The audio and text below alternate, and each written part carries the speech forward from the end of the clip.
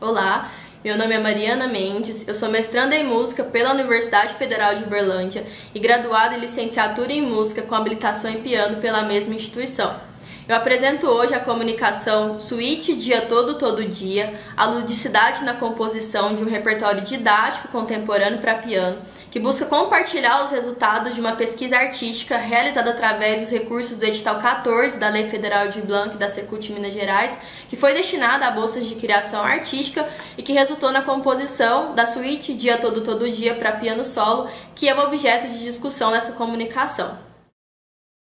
A principal motivação para o desenvolvimento dessa pesquisa foi a vontade de dar prosseguimento à minha pesquisa de TCC, orientada pela professora Flávia Botelho, intitulada IATECOC 1, o gesto na exploração de uma obra didática do século XX, que buscou me proporcionar a vivência na execução de um repertório contemporâneo para piano.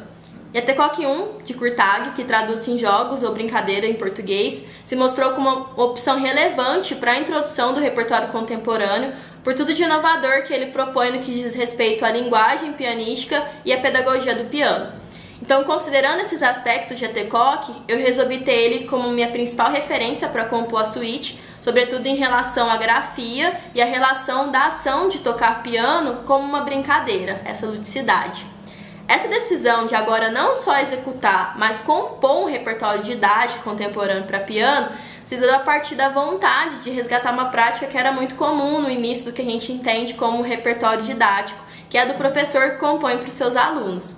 E aí eu decidi então compor uma suíte, que é uma forma amplamente utilizada no contexto do repertório didático para piano, e já buscando essa ludicidade, eu decidi que a suíte seria composta por 3 movimentos, os quais abordariam cada um dos 3 períodos do dia, manhã, tarde e noite. E aí, em cada um deles eu busquei traduzir musicalmente as ações, gestos, imagens que me remetesse, a cada um desses períodos.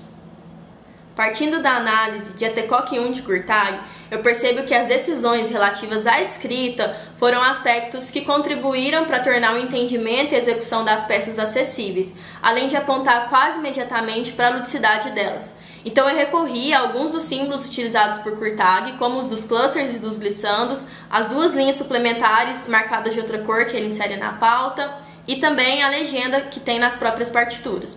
Mas também precisei criar outros símbolos para representar os elementos que o Kurtág não aborda em IATECOC 1, como o dos clusters arpejado e também dos sinais relativos às indicações de improviso.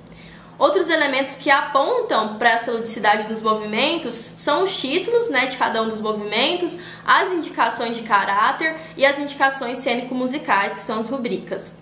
No que diz respeito ao didatismo dessa suíte, ela propõe que o aluno explore toda a região do teclado e também as cordas, vivencie também contrastes de dinâmica, diagóstica, execução com ambas as mãos, utilização do pedal direito, improvisação e também a execução de técnicas estendidas. Prosseguindo, eu vou apresentar agora a gravação em vídeo de cada um dos 3 movimentos, começando com o primeiro deles, Hora de Acordar.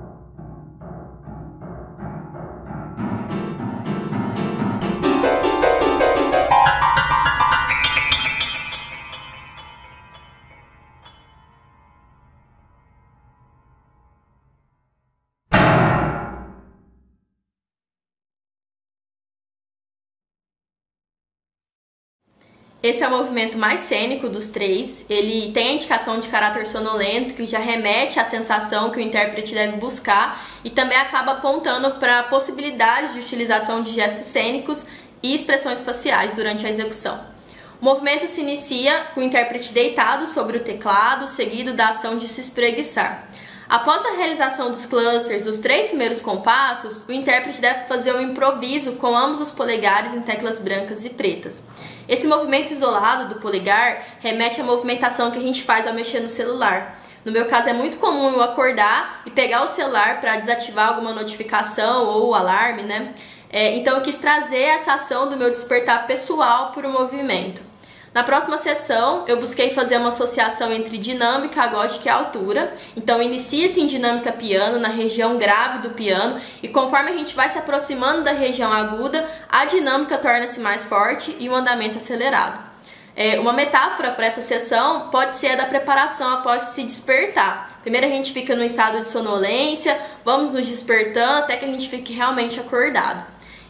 Pensando no fim desse despertar, né, nesse período do dia, o movimento finaliza com um cluster em staccato na região grave e em dinâmica fortíssima. Então é como se ao fim do movimento o intérprete, esse personagem, já está definitivamente acordado e pronto para seguir com o dia. Vamos agora para o segundo movimento, passeando pela rua.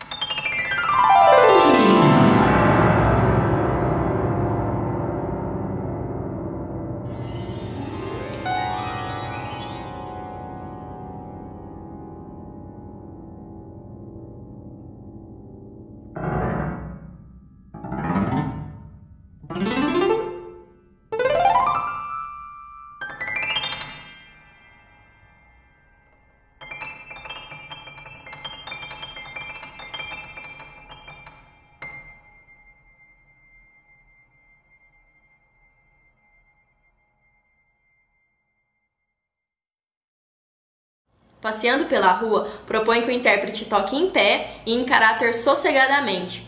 Esse passeio é representado pela execução dos glissandos nas cordas, o qual eu procurei remeter à ação de passar o dedo pelos portões ao passear pela rua. Esse estado sossegado é interrompido por clusters súbitos na região grave do piano, que são associados aos cães que por vezes aparecem latindo atrás dos portões, nos assustando, ou até mesmo as buzinas dos carros que passam pela rua. Para se referir a esse caráter, esses clusters são executados com a indicação assustadoramente. A peça continua desenvolvendo os glissandos e os clusters, sendo que os glissandos são executados em toda a região do teclado, também nas cordas, através do uso de baquetas ou das mãos. Nessa peça também é utilizado o pedal direito, que é acionado sempre em que há a execução do glissandos nas cordas. A peça finaliza com uma indicação de improviso em teclas brancas na região extrema aguda do teclado, utilizando os dedos 2, 3, 4 e 5 de ambas as mãos, sendo um dedo para cada uma das teclas numa extensão de oitava. Considerando esse cenário de uma rua, esse evento final do movimento se associa aos pássaros que cantam durante a tarde. Vamos agora para o terceiro e último movimento, enfim, à noite.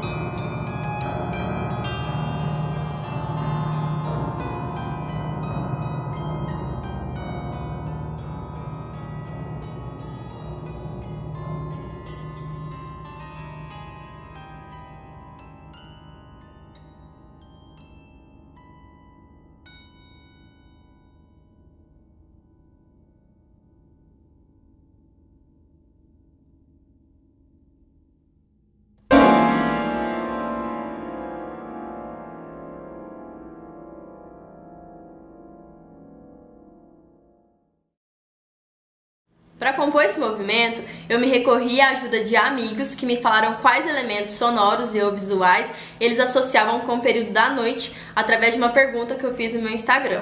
Algumas respostas foram bem esperadas, como estrela, grilo, cigarra, coruja, abertura do Jornal Nacional.